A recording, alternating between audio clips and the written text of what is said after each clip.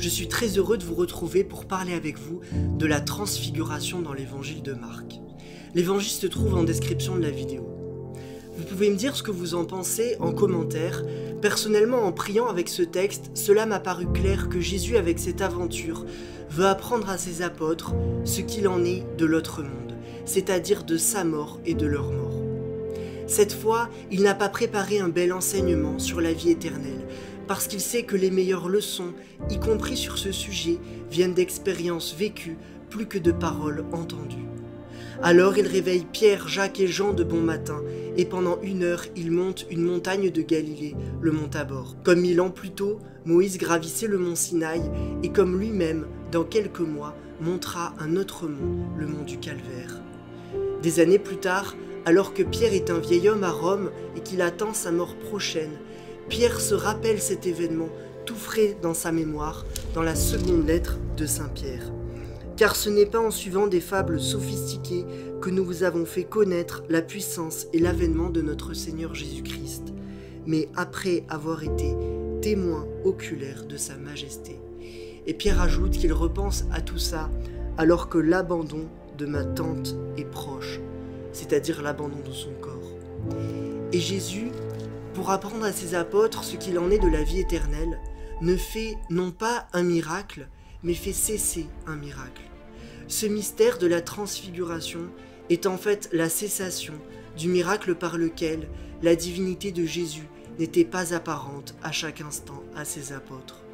Il est suspendu, ce miracle qui rend la divinité du Christ invisible à l'œil humain, caché sous son humanité. Jésus apparaît tel qu'il est, Dieu sur terre. Et par là, il montre à Pierre, Jacques et Jean ce qu'ils seront après leur mort. Depuis 2 millénaires pour les chrétiens en Orient, cette transfiguration est capitale dans l'Évangile. Ils se disent, si au ciel nous ne mourrons plus, si le temps n'aura plus d'effet sur nous, si nous serons alors purement spirituels et connaissant Dieu lui-même, alors en quelque sorte, nous serons rendus semblables à Dieu. Et ces chrétiens d'Orient vont jusqu'à dire que nous serons comme divinisés. N'hésitez pas à laisser un commentaire pour nous dire ce que vous en pensez, pour qu'on en discute ensemble. Vous voyez, parfois, on se demande pourquoi Dieu s'est incarné. Et on répond un peu vite pour nous pardonner nos péchés, et on appelle cela le fameux kérygme. Oui, mais pas seulement. Dieu s'est incarné pour 3 autres raisons.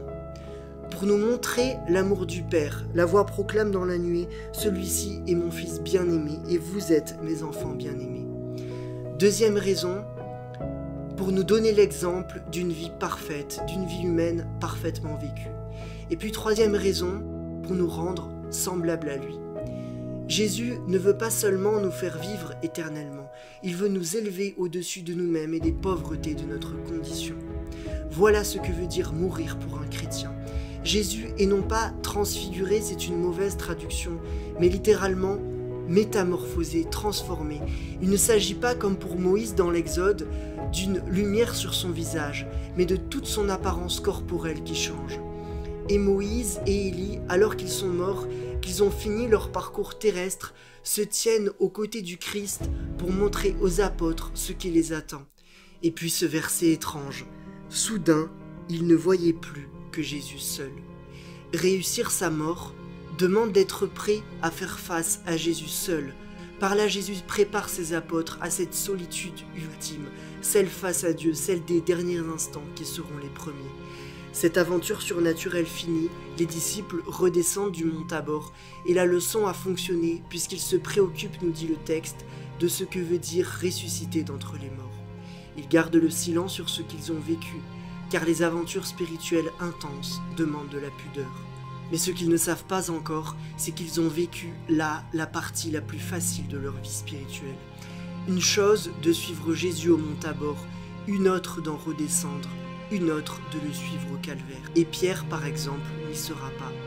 Jésus, sur ce mont macabre, sera entouré non plus d'Élie et de Moïse, mais de 2 malfrats, montrant toujours l'exemple, lui aussi, seul devant sa mort, plus qu'en tout autre instant.